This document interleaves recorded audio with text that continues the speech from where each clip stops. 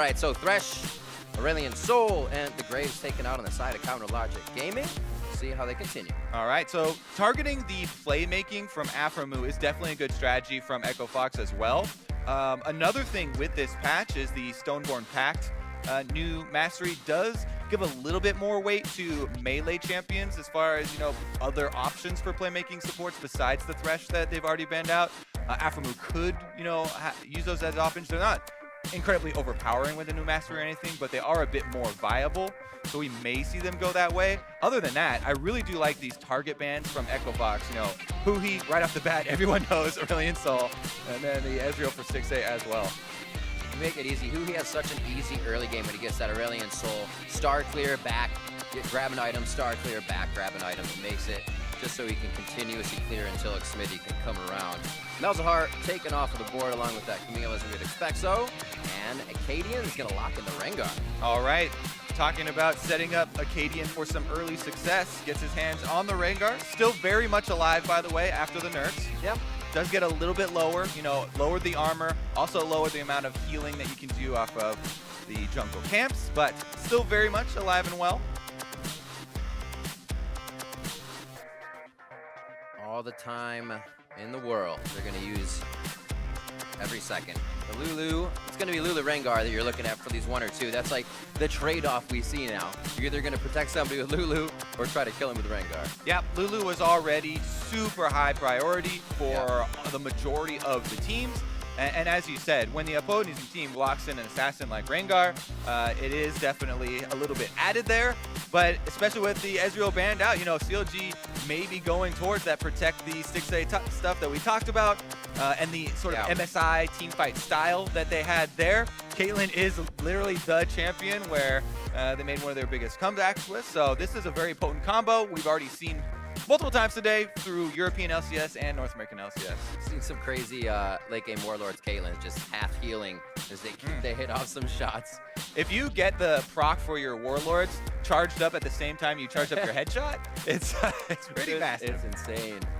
All right, locking in now. 7 seconds here on the side of Echo Fox. Yeah, we'll wait on what they're going to go with. Some extra CC here. Do like still bringing CC from the bottom lane.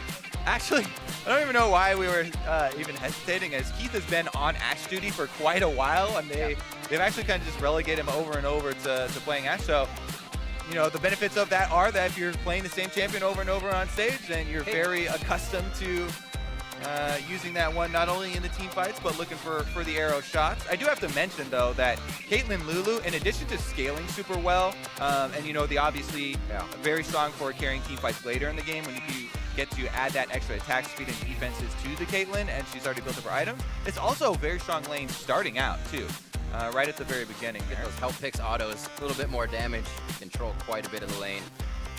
And Zyra as well is going to try to knock that down, so good pickup here for Gate. Yeah, well, it's very interesting to see how these duos do go as far as the battling. We've had all of the lanes matched here as far as the first set of the picks and bans, by the way. Jungles and bottoms have been locked in.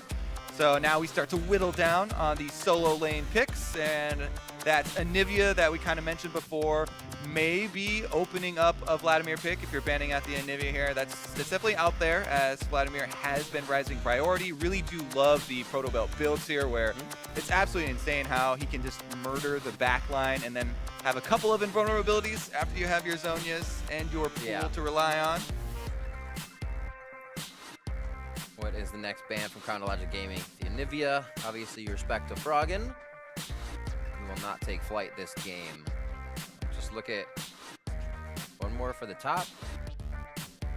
And it's going to be that Rumble ban. Rumble is, to me and to a lot of top laners actually, they talked about, it's one of your most confident blind pick matchups basically, into pretty much good into so many different kinds. And when you do have a lot of crowd control locked in elsewhere, I think it adds value to this pick. Zyra and Ashe as a bottom lane brings so much utility from the other side of the map that there's a lot of stuff there to try and hold people onto the equalizers, or at least zone people into a part of the map where it makes it easy to land a good equalizer. Zyra has really good zone control, especially in the jungle, can cut off corridors and at least force people to funneling down somewhere. It's So one you of, can those, land one of those. one of those old taster choice combos. I almost can't like look at that combo without thinking of Cloud9, right? Because they played it so much. You've seen it play to such a high level. So we'll see what Keith and Gate can do with it here. Yeah. As far as the actual things that are, oh, there we go. Just as predicted, Vladimir does come in. But I was going to touch on the differences here. Even in the first phase, we can already see the teams going for different goals with their team compositions here. Echo Fox are a lot more pick-oriented. You know, the Rengar and the Ashe can really combine for a lot of, and even after you lock in the Shen, that just accentuates that strength of the cross-map play here for Echo Fox. And they will be looking for more of those picks and trying to use the globals to grab people, whereas CLG, very obviously, even in their first 2 pickups there, you can see they're going for that team fighting. Straight up 5-on-5, they will be massive if they can get some fuel into the Caitlyn Lulu monster combo. And if you're just dumping Vladimir on top of that, this is just team fight extraordinaire comp here for really CLG. good. We did see, however, if the Vladimir is picked on early game, just last game, what happens, how far he's set back, and how hard it is to get back into the game. But that was some level 2 shenanigans. We'll see if he can dodge that out. Also with Victor in the mid lane, not too much crowd control to get that kill secured. So we have the teams locked in now. It will be that Vlad mid, Xmithie on Olaf in the jungle, and tanks to duo it out in the top lane, Shen versus Nautilus. Yeah, I mean, this is shaping up with some pretty clear paths here. Echo Fox are really going to hope to get out to an early start, and hopefully for them, Acadian will be the one to start creating action early on, because that's what they want to use to chain into opportunities to pick people off with Ashe arrows and use Stand United with the Rengar, so that it's a really threatening Rengar when he does come in, having the dive buddy on his back. Because if they don't, this CLG comp will be incredibly hard to deal with as far as the team fighting does go. Yeah, we talked about Acadian doing well early game. Even with 1 kill in that early game, only a few wins trickled in. So it was really when he had 2 or more, able to control it that much when Echo Fox could really explode out of the gate. So we will have to see that pressure. He is on the Rengar, so he's not being held back. Definitely true.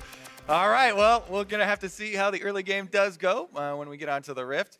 The other thing is that, with the Vladimir, one of the other options into it was a Cassiopeia, which you get a little bit worried on because Huhi's actually been, solo killed pretty early on by the Cassiopeia multiple times. But Froggen went for this Victor, and I think that's actually pretty good for CLG. It just seems a little bit less threatening, has less of that, early all-in kill pressure where you're going to chase someone down for something like that. But see if they can make it happen.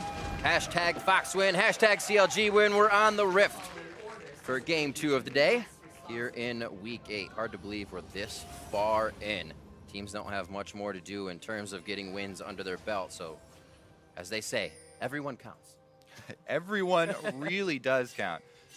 If you're talking about the standings there, I mean, CLG currently are definitely higher. They're up there tied around for 4th. So, right there with FlyQuest actually at 7-7. Whereas Echo Fox is just on the edge. They really want to break in to that playoff spot. And Synap 5 wins. Still going to try and push right up into there. We'll see if they can make it happen, though, because they have to start now. We are running out of time. Yeah. CLG knows this spot, though. They hit 500 at least once every season, staying in the middle. And then they kind of explode at the end to make sure the surge for the finals or the test, as it would be when you were in school, you can still ace that one. So just a minute in, obviously a little tango over the tanks in the top lane. Nothing going to come of that. Darkseal start here for Huhi with some potions. And obviously Froggen with his potions and his staff. Yeah, it gets the triple health potion there along with the Dark Seal. Quite a lot of healing considering the boost that the passive of that ring does give you. And obviously starting Doran's rings on Vladimir, you lose that on the mana part. So this is a very high healing part. As far as the Raptors, though, nobody goes for those super common invades that we've seen. However, both teams do have wards on the Raptors, so they're very well aware of the starting positions of their opponents. Ooh, hello. Actually, quite good trades there for the Echo Fox bottom lane. Yeah. Nicely done, making sure they get the Thunderlord's proc off, wait for that to happen again, and get in, try to get a 2. Yeah, really like Ashe for gaining control of the minion waves early on. And this is one of the matchups that people talked about quite a lot you know, back a couple patches ago, and Ash was extremely popular. See if he can get it done here. Gate's also doing quite a good job, you can see, with the Zyra, snagging the range minions as well as going for harassment at the same time. Afromu's got that bush control, though. all of it, yeah. Forward ward for Gate here, so he couldn't see anything coming in. They're playing it back and forth, but right as they use those potions, Afromu back in. They knew they had the minion wave. Actually playing it very nicely from just both Stixxay and Afromu having half HP. Darshan warding in, making sure they can get an eye on Acadian for a pass around the top side, and he's out. Good The play by benefits CLG. of Nautilus early pushing. He's really the best at like the early laning tanks. And we'll see if Looper just basically wants to get to that level 6 so he can try and get those cross-map plays going for the squad. Well, while you do mention that as well, if the Nautilus is super far up like that and Acadian's able to find a way around the vision that Darshan places, there is a threat of taunt setting up a gank for Rankar because he brings a lot of damage. However, Acadian will 99% show himself on that ward when he goes for the blue buff, unless for some reason he goes for some crazy route. Yep, showing himself there. Easy call out. Riptide, Darshan looking to get the wave pushed. It could be a movement here for Darshan as the way if that ward times out. But it looks like he'll have a second one before that comes. And you can see what Looper's doing as well. Wants to keep this wave close since his jungler is around. Acadian will have seen that ward expire though, so he knows that Darshan is one step ahead, and they could be prepping a counter gank. You always have to be super careful about those counter ganks, especially when you're going to gank a lane that's been pushing and will have not only a small experience advantage, but a bunch of minion damage advantage if it does break out into a 2v2. Plus, Olaf is always so scary if you run into him and he's ready for counter ganking you, because especially early on, you can just annihilate most champions. Both junglers on a warding adventure as they find just about nothing. Acadian gets the timing of the Raptors. Xmithy finally gets that as they only had to wait a small bit of time. And remember, this stems from those early wards that both teams had. So they actually both had the exact timers of the small camps, and both of them are able to go for the trade of invades, basically, and stay pretty much even. So what is the possibility as well if one of the junglers breaking this ability to stay even and saying, I want to put aggression here? Is it too risky? Would you get too far behind if it does not work to follow Raptor for Raptor, stay on either side of the jungle? So one of the oldest debates of, you know, the risks of going for ganks as far as farming does heavily revolve around the vision games, and you can see that's what is the cause of most of the moves. Now, Acadian will take a decent amount of damage as Looper's pushed into his turret, but I think it was going to back and he's dead! He did not expect that either, because he didn't get off, you know, the battle roar heal or use his flash. So, whoa, Darshan gets first blood. You're basically not even ready to make that call as a play-by-play either because he has flash. Here's the thing. Acadian saw the plants that the Scryer's Bloom that saw him out. He gets hooked in here. He had the empowered roar. So if you empowered roar and then flash, you could get to the other side of the shin there. Okay, regardless, mistakes were made in that scenario. And now the first blood has been handed over to this Nautilus, which Echo Fox were actually ahead in gold before that occurred slightly due to the CS. Apparently, as nowadays, well, actually, it was pretty much even as the 300 is about the only thing making the difference. Now Smithy, though, is under attack. Should be able to get away. Acadian's back. Whoa, Huhi coming in. Shen as well. Xmithy calls for Huhi. Will they be able to get it? One last kill. It's going to be a trade. Acadian goes back down. Xmithy goes down, but that's a kill for Huhi as well. Okay, this top lane, though, is going to get out of control as Darshan was kind of fed this first blood, and now he gets to shove the minion wave into the turret. So Looper, while he was able to almost save the jungler and ensure that they do get this kill here, he does lose out on a lot of minions for it. As well as Huhi here was, you know, trying to help out, but he can't commit to that. He's so low and was looking for a recall. So interesting little trades here early on. In the end, the gold is very close to even. That being said, maybe the discrepancy up in top will make a difference. The teleport for Looper was used to get back to his lane, as you can see, so that's on cooldown. And this is one of the rare situations where the team that does not have Shen actually has you know, the priority in the top lane where Nautilus can shove and has teleport advantage. May just be drawing a Cadian up here if Darshan can just keep the lane at this kind of 75% mark. Probably won't go down either as he slips out of each gank. Smithy going through his jungle, 39 to 30 there, as he'll pretty much even that up with the Raptor cleanup. And we see a few stacks on that Dark Seal for Huhi due to that last engage in mid. So things actually kind of getting delivered to him there without much work. He was very low, expecting to hide under his turret, and there's a kill for you. So things falling into the hands of CLG, like you said, to kind of even up what's going on. Good job there by Froggen. It's old game sense kicking in as they called out the roam. Too quiet. Exactly. Shen is going to get pushed up there as we said, Nautilus has control of the wave. But Looper's like, okay, this guy could be anywhere invading the jungle. He could be ganking mid. You know, beware of these Nautilus ganks mid that have caught a lot of mid laners off guard. And Froggen carefully and rightfully hugs his bottom side where he knows he has his pink ward and he has so much more security down there. So that's just a little bit of good team communication from Echo Fox. Let's see as AD carries back, support's becoming an enabler now for Acadian and Smithy, following them around. And it doesn't look like these wards will actually have too much control over being guarded by Fox, so their work goes to the wayside and CLG regains control of the river. There it is again. Froggen going now to place an advanced ward, so he'll see if Darshan is actually going for an invade at the time, or if Darshan is going for one of those passes on mid lane. And now they've been able to wait out the cooldown there of the Stand United. Almost, just about to come back up. So if Smithy can force something here early, then they might be able to get it before the cooldown. But Looper is almost ready here to react. Wow. Just these wards they placed in river, those controls. Let's all enter. Yeah, pings came down. They saw Acadian saw Smithy.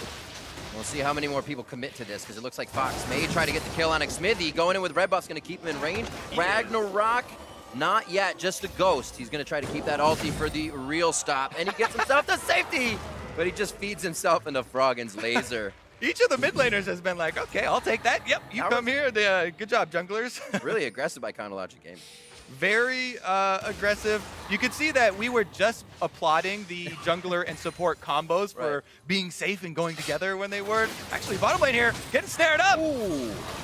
Got the headshot off of the trap, turned around. Keith with the arrow onto Alfram with the ignite's not going to take anybody down. Stand United onto Froggen as that comes up in the past few minutes. And they make a play off it once again. Yeah, Looper erring on the side of caution there, as did not want Froggen to get burst down if Darshan decided to go for that dive. So coming in with the Stand United right off the bat, not taking any risks, as he didn't have to use it when they hunted down Smithy on his kind of solo adventure down there. Now Hui's in the same spot, but he's on a ward. He has heal, but you have to be careful. The exhaust is still up, flashes as well. The heal goes down. Chemo Plague definitely going to take down Gate there as Hui just goes in for a quick hit, and he is out. All right, well, CLG pick up some more gold on the back. Regardless, Echo Fox are still a bit ahead. Yep. Let's take another look at the replay, I guess. This is what just occurred. You just stay at the turret. He's on the ward, and wave's pushing out. They actually go to pick the fight, which is, well, you know the rest, as it ended up in Gate's death there, and also burned the heal. That was really aggressive, knowing that Keith and Gate still had their sums up. But CLG, one aggressive play after the other, and they seemed to pick a few up. Yeah, so the thinking there, I was trying to like dive into the player perspective and figure out what was going on. For Keith and Gate, they don't want the wave to get pushed up under their turret and get dove and give over both kills maybe. So it seemed like they're trying to make CLG start the dive earlier than CLG wanted. And in that scenario, they actually did end up only having to fight the Vladimir, just that they were so low. Just the Vladimir is enough to get one of the kills. And then just pull himself out. Infernal Drake standing tall here for both teams. 3-3. All right. Hunt is on for Smithy. Ragnarok as well. He's going to try to fight this one back immediately. Look for the wild growth, actually. Aframu might have called him back, but he's level 5, so that's not what happened. He just goes down with the team trying to get more kills. In enemy territory here. Should be all right. Just going to say hello and cross paths. He forgot. He forgot doing his thing. Blitzcrank top lane, it happens, right? All right, there's that splatter of blood right there, as well as not only do we see the Nautilus fail flash hook into the wall, but followed up pretty quickly by Vladimir getting taken down as well, and a bunch more kills go over to Echo Fox. Look at this gold lead, Rib. This is very nice for the Echo Fox squad that we said with this team. They're going to want to try and get this early lead rolling, and then as soon as they start taking down these towers, really take advantage of their extra globals and their pick composition. Snare here from Gate forces the ultimate from Smithy. When you pop your Ragnarok while you get out of crowd control, you actually take more damage as it takes off your resistances a little bit, and Acadian does get the execute. Darshan here doesn't follow after, which was what I thought was going to happen when they talk about him being in enemy territory. He goes around this side, and then this whole thing occurred over by the blue buff. The thing that was better for me was I was actually watching the left side, so it looked like he just hooked blue wall. I'm like, you can't do that as Nautilus. Snuck a sneaky little flash in there right before he hooked the wall. I was focusing the left fight for a possible kill, but still teleport to come up now for all of the top laners. Plays may slow down here for a moment as they go ahead and scratch each other's back. Smithy looking to get some wards in here, and Fox feels like they have a bit of control over mid lane, pushing up, getting the wards in, and Froggen feeling good at 3-0-1. Yeah, Froggen's feeling very good here on the Victor, being able to upgrade very early. Plus this is also an Infernal Drake, and with the Echo Fox bottom lane taking down that turret, there's a lot of pressure that Echo Fox can apply on this bottom side. Stand United is available. Looper can easily join, even though the wave is pushed up. They'd happily sacrifice a wave if CLG get too close to this Drake. Not going to happen, though. They'll just take it without any sort of bloodshed.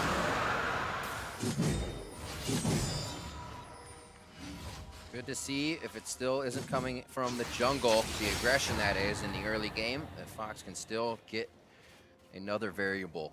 Get Froggen fed, get a little... Whoa, who he's in there? Lane, but if you get Froggen fed, that might be the shutdown for the team, and everybody's going to pocket a little gold off of that. Rengar Ultimate used, Stand United also used CLG. Now, the only problem, well, Acadian's actually going in by himself. That's... Oh, polymorph. Risky. Should be a save from Gate, both down to half HP. I was going to say, the problem for CLG is, while they did get this kill, the Drake was just taken, so they can't transfer into a Drake. They can try and get damage on this turret, and with Acadian actually getting chunked out there, there's less defense for Echo Fox. Yeah. See if they can actually stick around, though. Not a whole lot of wave clear sitting at the turret right now. All right, that could be another lockup. Grasswind Rue, Strangle Thorn, Aframu with the shield on, and actually doesn't even have Wild Growth and doesn't need to use it. A lot of damage is not here for Echo Fox. They have the crowd control in place to lock down Aframu a bunch, but without anybody actually add the damage to that pickup, they don't get it. However, their mid turret is still standing. Low as it is. About 900 HP on that mid turret. Top is pretty low as well, so CLG looking at quite a bit of gold to scoop up if they can go from lane to lane. Darshan looks like he's even going to take that one out himself. He's had so much free time with Looper trying to transfer down, help mid lane pressure as well, or engage for mid lane pressure, that it's just made Darshan very happy lane, you could say. 5-4 on 16 minutes. This whole game has been full of happy little mistakes, happy little trees as well here throughout the jungle. Acadian taking away some happy little raptors. See what Echo Fox actually do move with, because this is where we want them to keep up the tempo. They're the ones that got the Infernal. They're the ones, they got the early turret. They've got all these kills. They've got this gold lead. And the vision is actually starting to move up for them as well. So next step is to keep up this pressure. They're whittling away at the rest of the outer turrets. You can see mid is almost down. Yep. And Stand United, they're probably just waiting for the Stand United cooldown to come up, so they have that extra insurance policy, and then they can just pull the trigger again. Keith has had a lot of practice with the Ashe, so a lot of Fog of War actually for him to shoot the arrows from to give him a better chance of landing them. He's 100% on arrows so far. Let's keep that up. Hit it bottom lane, yep. Yep. Hit one bottom, hit one mid yeah, right there. Mid. So looking for more. Eagle Eye Heath coming in here, 17 minutes. They weren't able to lock the kill down. Like we said, it's been too scattered for Fox. They do go for that engage, but no follow-up. The wards have been cleared out from CLG's side of the jungle, so anything that's going to happen here may just be in mid lane. Yeah, and you can see Keith there trying to hover on the corner. Make sure there's no wards, though. We saw in the last match, Piglet was hiding on that exact spot, and that exact ward that Afrim just put was down, and they were able to jump on him. Right now, CLG should be able to get the turret as no rotation here from Echo Fox. They're continuing to push the side lanes, and they could look for a pick as CLG disperse afterwards, but it doesn't seem to be happening. Maybe they do one on the bottom side. There's a lot of vision for CLG actually around this mid area, though, so they might feel okay. Darshan's teleport takes a long time to channel, a lot longer than Stand United does take to complete. So you have a little extra window to try and work with before the tank arrives. This has to feel good for CLG. Vision wards up on both sides. You can see finally Keith and Gate getting a chance to breathe and move around in that mid lane. But CLG Gaming is setting up these moments where they have 30, 40 seconds of a chance to just grab onto Fox. Good on them for preventing the situation from happening. Yeah, we'll see which team is able to prepare better for Infernal Drake number 2. Because Echo Fox should be able to, take this turret and a couple autos and answer that gold and have a pretty nice gold lead to sit on. However, remember the strengths of the CLG composition rely so heavily in their 5-on-5, set up battles.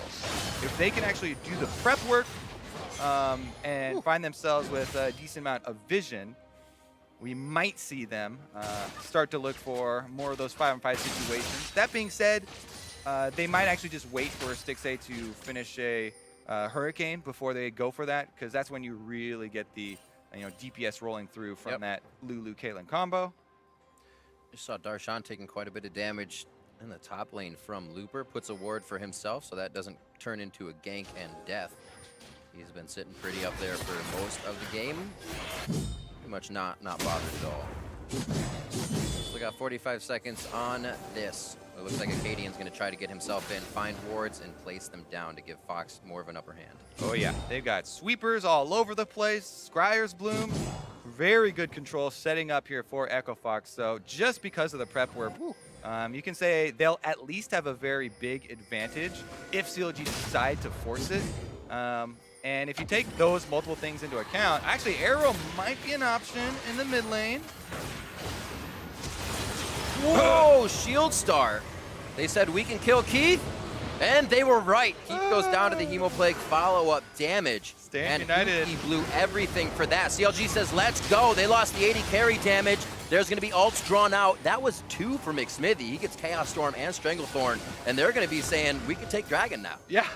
Man, there have been a decent amount of bloopers in this one. The Stand United shield would have been helpful for Keith to have there as he dies on the expiration of the Hemoplague, but they're going to maybe contest this 4v5. CLG going for the fight, actually. Backline taunt from Looper. He locks him up. Wild Growth onto Stixxay. Acadian's trying to find the kills, but he cannot get close enough to the squishies, and CLG locks down onto Fox. Looper still running strong. The rest of the team kind of peeled off of this fight as CLG will clean up what they can. Dragon did go to CLG Gaming. Yeah, Looper here does get kited out. It's a red buff Caitlyn, so you feel bad for the Shen. It might take a while, but eventually, hey, Ninja down. Sneaky Ninja. That is such a weird series of events have occurred here as first of all, there's a member down here for Echo Fox, and you're charging into the Lulu, Caitlyn, Vladimir comp, and even though a decent amount was used to kill Keith, they still have very strong advantages here in the 5-on-5. And CLG not only get the Drake, but then they just pick apart the Echo Fox members on the backside.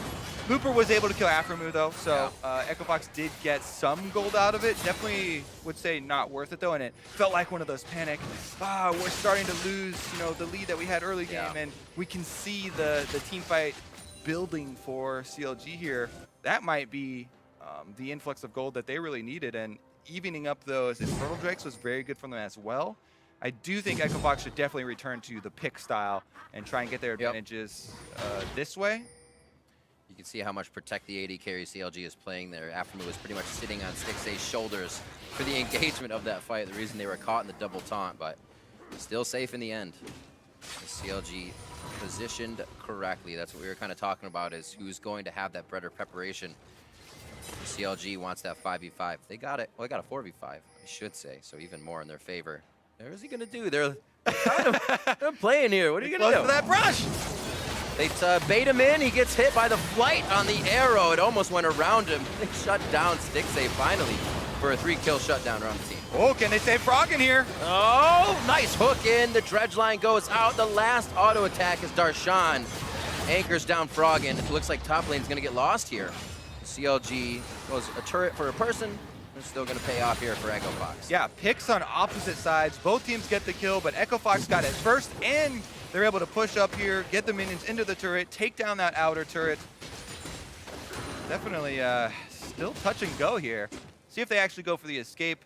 Should be fine. Everybody wants to go spend their money at the moment. Patience paid off for Acadian in the top lane there, waiting around, just waiting for Stixay to get just close enough to the brush for his leap.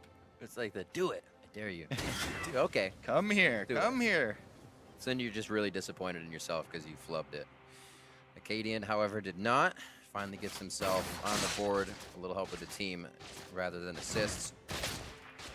So he starts to get Black Fever finished up with a few more items. Righteous Glory onto Xmithy.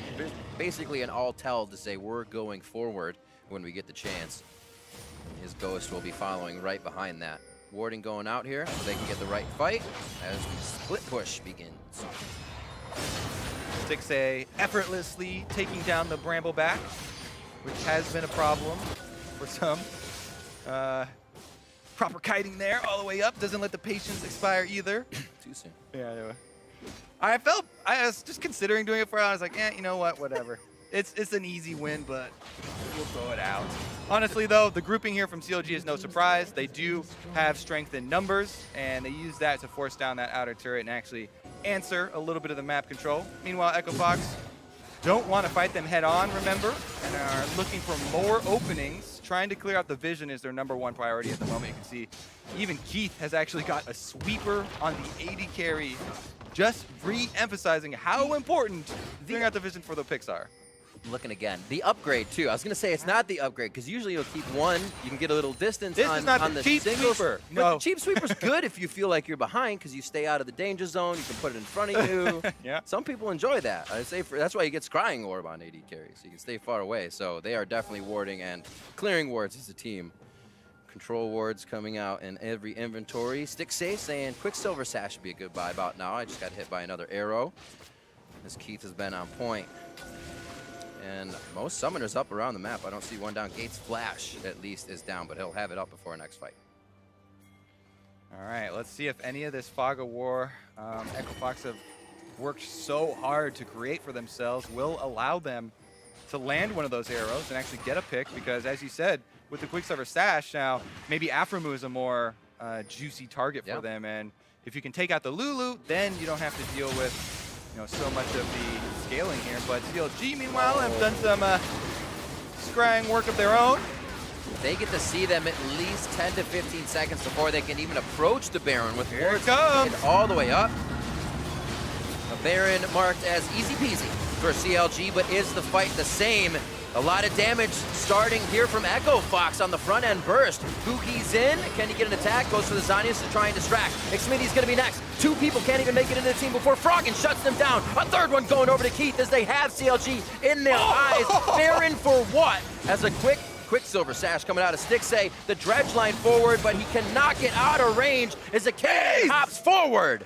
Kobe, you said it better than I could. Ace on CLG. Oh my goodness! Echo Fox get a clean ace, dropping no members there. CLG, that was such a disjointed, turn afterwards. Darshan pulls out of the fight as he goes into it, so they half commit, half cancel, and this is the type of stuff that you see when, the communication within the team isn't super crisp, right? They're not deciding completely whether they're fighting this or not. You can see the tanks run out. Yeah. Literally, the front line is out of there when Hui's diving the back line, and then they're like, oh, he dived, I guess we're back in. Yep. Then Aframu's down like we said, so he can't provide the shielding for Stixay. Darshan then flashes this bola. Stixay has to take it, has to use the Quicksilver Sash, then he flashes, and it is everybody going down for CLG.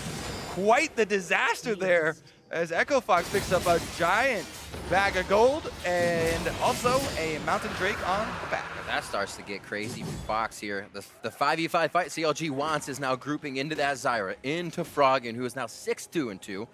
having pretty much completed items as he goes back to base. Now a Void Staff on the Lich Bane and Abyssal Scepter coming out next. And they are going to be a ferocious 5v fight team themselves quite soon here, at least to deny CLG theirs. Yeah, I mean, there's no Baron buffs on anybody, so we don't have any lasting effects of that Baron except for the gold that they were able to pocket. We'll see if any picks do come through. CLG, again, they want to stabilize here. Definitely want to reset after that one, whereas Echo Fox want to push this tempo. Look for more of the Keith arrows to start fights off. Nice job of scooting themselves in. Echo Fox, that is. Control wards just behind now on the red side. We actually see one replaced as it disappears. Froggen saying, no, we're going to harass them at every point we can. And it looks like he's going to take that split push priority to himself and start cleaning the lanes as it gets closer to the base. Looper on the top side. He was hitting Darshan up pretty good, but Darshan will pretty much not be able to stand toe-to-toe and hang out. So until these guys teleport or the fight comes to this lane, I think we're going to be hanging out in the minion wave. All right. What are we seeing for another engage here? Does CLG want to ward forward and hit, or do they have to wait? Yeah, I mean, CLG has a ton of forward wards at the moment, so Echo Fox are actually just going straight up the lane and trying to get some area to work with this way. However, it looks like everybody's headed over to Looper's lane on the bottom side to continue this push. And they cancel their ideas, have to deal with the Hoo-Hee split push, it looks like. The speediest taker of turrets. He knows it. He backs off. They don't have too much more vision down the mid lane. He'll actually see him coming across. Both teams have good forward wards, which will slow things down at this point, probably until we see that next Infernal Drake. It is all about waiting now. They have to be very careful for Froggen. CLG can't really, well, they can resort to another Baron, but they had, like I said, 10 to 15 seconds to assess how Fox was coming in and still did not take the victory in that fight. So they may become a little more hesitant in their actions. Yeah, I mean, at the very least, elect someone to be the sacrificial lamb there and be like, all right, you, last as long as you can, hold the door, let us out. Everyone else, run for your lives, but somebody's going to go, you know, sacrifice their life. And at the point where half the people are in, half the people are out, that's the worst case scenario because, you know, everybody goes down for them. It was perfect for Echo Fox there, and they're happy to have this gold to work with. We'll see how difficult it is for Echo Fox to leverage this gold. They do, as we said, still arrows into Rengar jumps, and you know, Stand United could very well be another chase down for them. And if they are able to get, you know, another couple kills that way, there's a lot less base left for CLG after the last time. We've also seen Hoo-Hee, Afro Moo, or a few of them try to kind of get that flash engage. Dixie ult into Hoo-Hee, maybe blowing somebody up, which denies him those summoners for a next fight. Doesn't seem to have hurt him too bad yet, as Looper finds a bit of focus in the bot lane. Righteous Glory goes off, so Xmithy can catch up nice and quick. The Ghost is on as well for Looper now. As we said, they're either going to fight or go to that teleport lane for the fight. And the problems for teams that want to, you know, keep up multiple lanes of pressure is that if one of the lanes collapses or one of the lanes loses their pressure, then the one that's still split pushing and, you know, extending like that becomes very easy for the enemies to target. Even with CLG having not the most mobile of compositions and having the ones that are actually the, you know, more 5-on-5 oriented, the Echo Fox 4-man squad was basically sitting here just clearing minion waves, whereas Looper was pushing there on the bottom side. If you only have pressure in one arm, pretty easy for CLG to go cut that off, and they get back a lot of the gold. With the amount of vision you see in mid by Counterlogic Gaming, it looks like it's only going to get pressed forward quite soon here. We see him take down bottom turret. Now they can go around the outer ring, which will happen quite quickly when you have a Lulu to speed everybody up, as well as Xmithy leading the charge with a Righteous Glory. It'll be hard for Fox. They got to keep their wards up. They have the sweepers for it. Froggen switched over to that scrying over to make sure they can keep safe vision out. And keep the farm mid. You can see he's actually saying, do they know there's a ward on me? I don't want to get jumped on from over the Raptor Pit or any sort of engage. So he's playing safe himself a lot more than usual this game if he doesn't have gate. Looks like CLG says we can get that fight again up towards this Baron pit. We're going to ward for it, and we're going to tempt you into it. Yeah, Baron coming up, looking for some more ways to force their 5-on-5s. Especially if Echofox, you have to funnel through the jungle here. Yeah. Vladimir. You saw what Vladimir could do to Keith. If Froggen is standing near Keith, then it makes it very easy for Fuki to get back there and get a lot of value out of his first initial dive when he goes in with Proto Belt, and then he relies on the pool into Zhonya's. Because the backline for Echofox, neither of them have good escapes for themselves.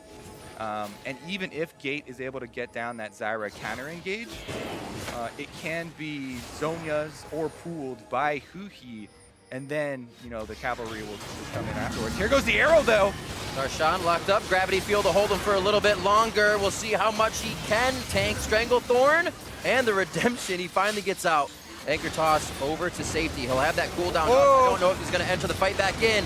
Xmithie says he wants it, but they don't like the positioning of the fight with no vision in the jungle, so they back off to the middle. I think this separates the team too much, as Fox may get Huhi here in the beginning. Started off with a kill from Teeth, and things slowed down. They don't want the initiation. Now they do. Darshan teleports in. It looks like they can't follow Darshan out because of the trap placement from Stixxay. A bit messy from CLG, and Fox do find the kill. Yeah, definitely a couple interesting layers in that team fight, but the aftermath here is actually teleport being used by the Baron, and Echofox are rushing the objective at the moment. CLG still in place to contest.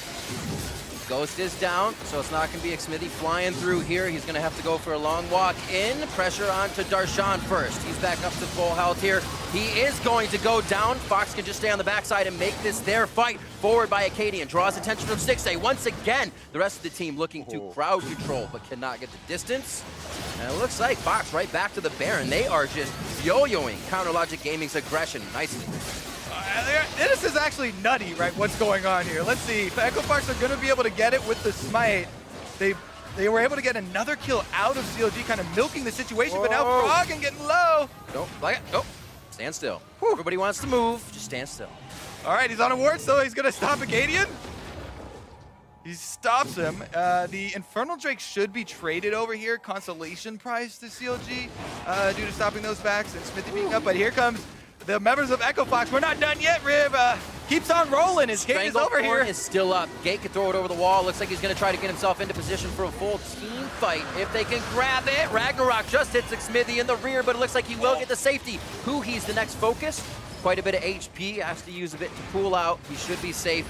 Pick up on blue. Denies Fox grabbing that, so Stixxay will walk away with it. But they are being pushed around right now as they try to squeeze out a few objectives. And Fox come away with no deaths on the Baron as CLG got aced on theirs. Now they've got a minion wave pushing up the mid lane. So during this replay, Echofox actually have a couple options. We'll go over those when we get back to live though, because this is a replay of look how low the Baron was too. We can't actually see it on screen, but yeah, there we go. It was just below 3,000. They get their kill on the Darshan first though. The dedication here, this time, so much more on the same page here for Echofox as they all turn to get the extra kill, then return to the Baron. And here's that mid-wave push that we were prepping. Side lanes aren't going to be there too much. If they win a fight, everything's going to be down mid here for Echofox. And this is the kind of play they need to see. 5-9 coming into this week 8. Climbing in the standings. You only have TSM coming up after this. It only gets harder. Guys really have to put the work in here, and Counter Logic Gaming would be a great start. You can definitely feel the pressure and the tension that these players are under as we close in on playoffs, and they're trying to move up a spot. Incredibly important here for both teams. Echofox still trying to get into that cutoff for playoffs. This will be a very good step on the way. Game number 1 here, looking good, and here it comes. Looper says, I'll take the first cupcake. It looks to just clear these out. Look, he's tanking everything right now, just giving the team what we see about 30% on the turret. And if they can keep doing that, they won't. They go topside. The Caitlyn wall of traps.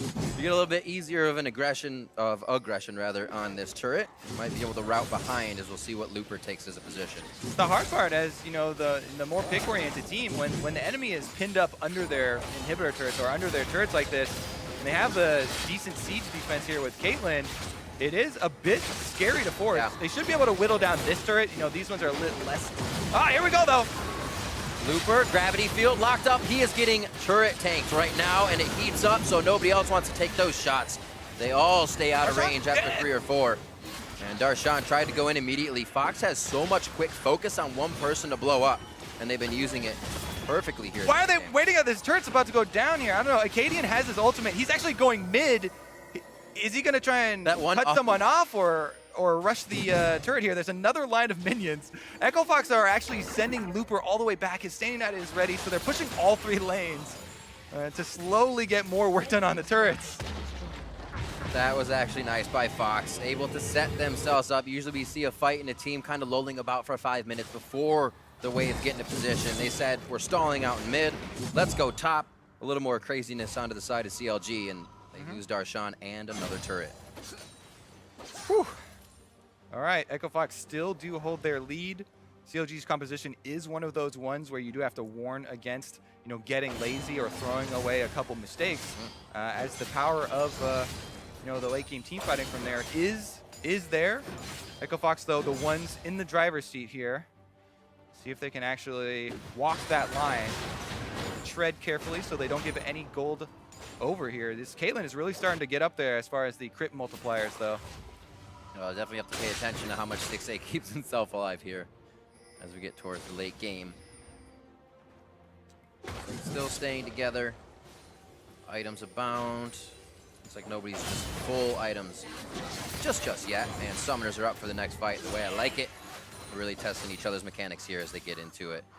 Fox sticking together. Looks like Froggen's going to do mid lane push by himself to make sure the wave is crashing into the turret when they engage bot. Yeah, and as they're getting closer to a confrontation, he does head over. The Banshee's Veil has been picked up in defense for him.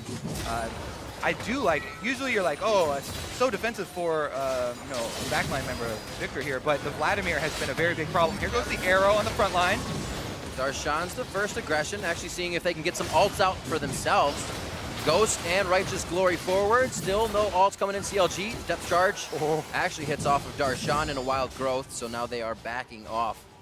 All ults held except for Keats on the side of Fox. Yeah, you could tell Echo Fox were treading very close to handing over some deaths, and they do not want to give any more gold over to the CLG side as far as fueling that war chest of the 5-on-5 massive power here. Whew. So how much can Fox play with kind of just engaging under the turret? Obviously, it's a 5v5 for CLG, and they have a great amount of wave clear. So does Fox kind of get stuck once they reach the inhibitors? I mean, you can see how important every spell of crowd control is. Froggen's gravity field as well as Keith's arrow are 2 very important factors. And while you can use them on the front line if somebody like Darshan is super extended or away a little bit from the rest of the team to get like a health lead, basically tank health lead on the front line and get a lot of DPS on them, that's an option. If the rest of the team is there at the same time, you have to be super careful, and that is definitely one of the least high priority of targets there. So really, everybody at this point, once you get to the super late game team fighting, keeping track of the shorter cooldowns, the basic cooldowns of gravity field and stuff like that aren't ultimates also becomes very important for team fighting and avoiding those threats. Oh boy. Here we go though, the split push for Looper. They're trying to buy some time here on the turret. CLG rushing on the teleport dragon. Away. Looper's coming to the fight. They're going to take this one, and hopefully Looper can taunt through them, actually denying them entry to their base, but he says, we'll join the fight. Now horizontally 5v5 up and down the river. Might fight into a 5-on-5 here, maybe. The health is 5,000. They go for the fight. Little tank-on-tank action to start things off, but we break up the fight. We say, whoa, whoa, whoa. That's not what we want. Dragon first, 4,400 HP, smites around 1,000. In these situations, I love it when one team just forces the fight, and then the other team kind of split between going on the dragon or the fight, but it looks like they're content to get it down. The smite go over and over to Xmithy, Gate, and Keith. Almost getting obliterated immediately. Looper tries to do the in-play stand united. Acadian being pushed out. And CLG taunt Fox into a fight they have been wanting for the past 15 minutes in the game. They had the split push top. And it is a massacre. Not only are they able to get that dragon for the huge buff, will Acadian find his way out? Oh! It's sweet moves, I guess. He's Nah, out. man. He's still going. Oh, he's back in. Oh, now he's out again. Now he's in again. He got a kill. Spicy! Acadian back and forth playing ping pong with Rengar, and he actually confuses the crap out of Chronologic Gaming. I always wanted to try a little bit of play-by-play. That was fun, Rip. Thank you. He's still going, buddy. Keep going, Kobe! Oh, no, he's dead. Unlucky. 42 minutes in here. Chronologic Gaming not really backs against the wall, just trying to find a way in the whole time. It comes from the Elder Drake 40 minutes in, and they're going to be right on to the Nexus. One more kill coming up onto Acadian to make it 16-15. And Chronologic Gaming take game one. Whew. That was a game with some very complicated decision trees from both teams.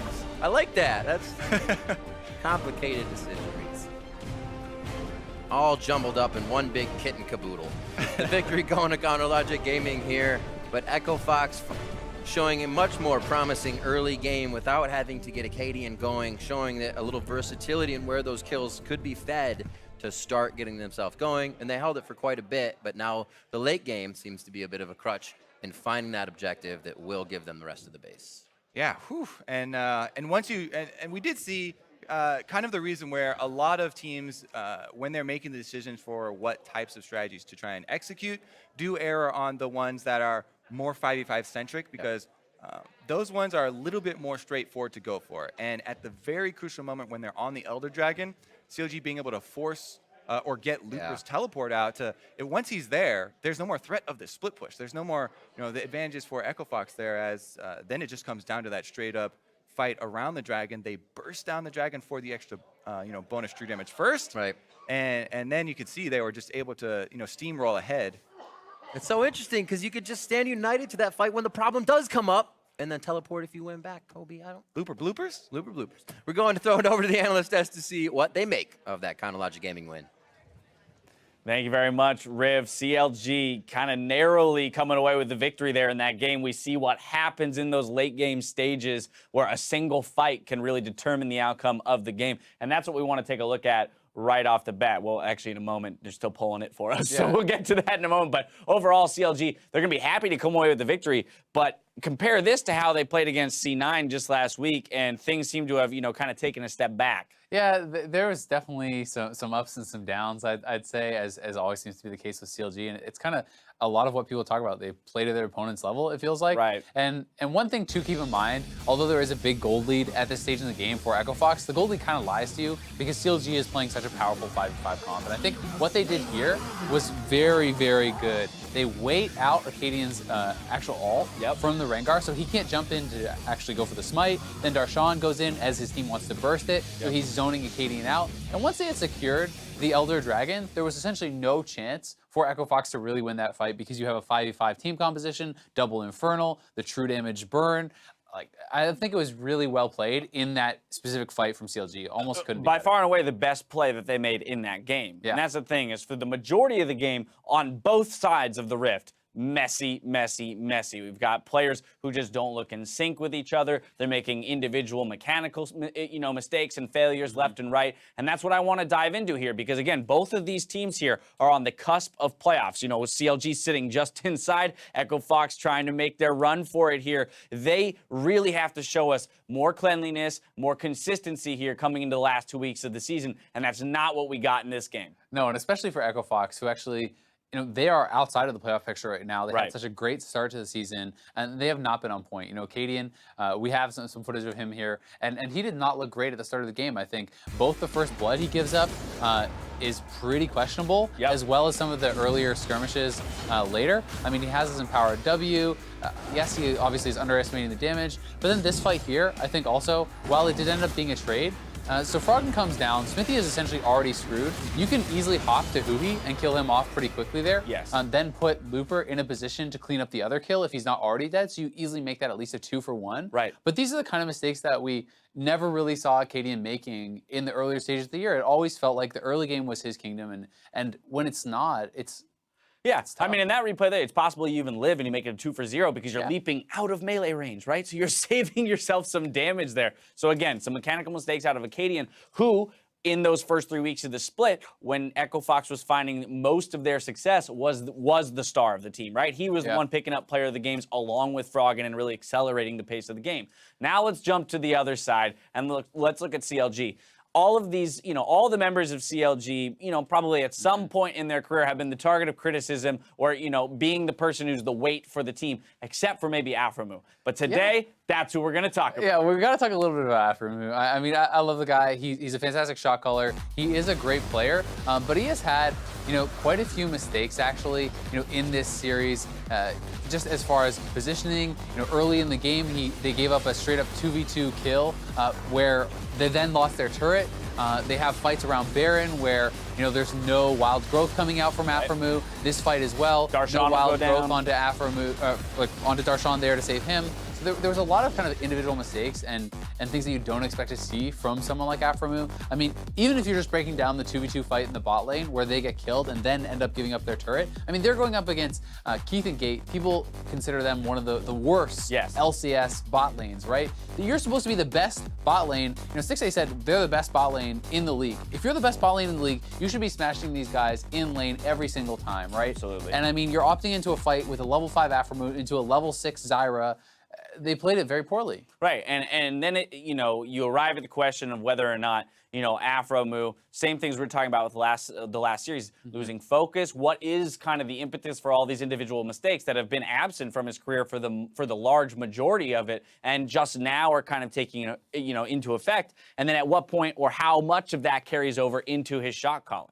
Yeah, and I think that's a fair question to ask because shot calling is obviously a burden that is largely placed on him. Yep. When you listen to things like mic check and you get to hear a lot of the great plays, strategical plays, are called out by Afromu. Even when it's someone else doing them, he's like, hey, 6A, you can take that inhibitor. Hey, Darshan, you can do this. Hey, stop that base. We're going to win, right? Like, these are the kind of calls he's always able to make. And when you're putting more of your thoughts on those, you can sometimes have more individual errors. But we need to see him at that tip-top level because their bot lane has always been such a strength. And this season, while they still are performing very well overall, and 6A did become very, very strong, etc., you need to have them clean it up if they're supposed to be going into playoffs and taking on TSM and C9 and P1 and some of these teams that look so good. Exactly that. Same thing can be said for Echo Fox. We look at that gold graph there at the end, up 8,500 gold, down to about even at the conclusion of the game. I mean, this just once again points towards Echo Fox's inability to close out matches. We have plenty of statistics around the early leads that they're able to communicate, but the fact that they can't craft a close is got to be worrisome for them. Player of the game this time around going to Huhi on that Vladimir.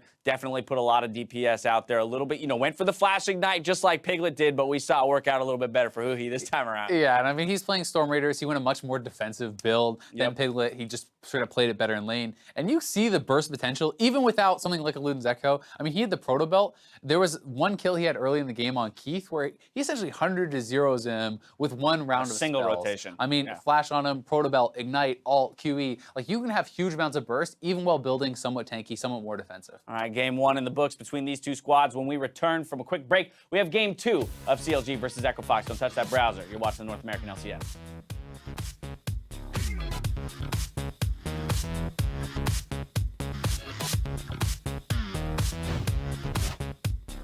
Anytime Trevor comes to your lane, just give him your CS. Yeah. Give him all that CS. I'm down, dude. Enable him to carry the game. I don't know You about guys that. don't need it. You deserve this, Trevor. That's good. It's his birthday, guys. Give it to him. And Gideon will take a decent amount of damage as Looper's pushed into his turret, but I think it was going to back and he's dead! Go, go, go. Let me go, go, go. I think clear. Yeah. I can flash. Go forward only. No flash, no flash. Baby K to the edge of kisses. No, he's no. Okay. I'm flanking. 5 die. Push me. Nice. Go. I'm going in. Victor. Nice. Uh-oh. Will Gideon find his way out? Oh!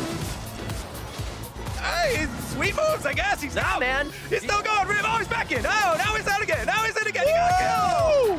Counter Logic Gaming take game 1.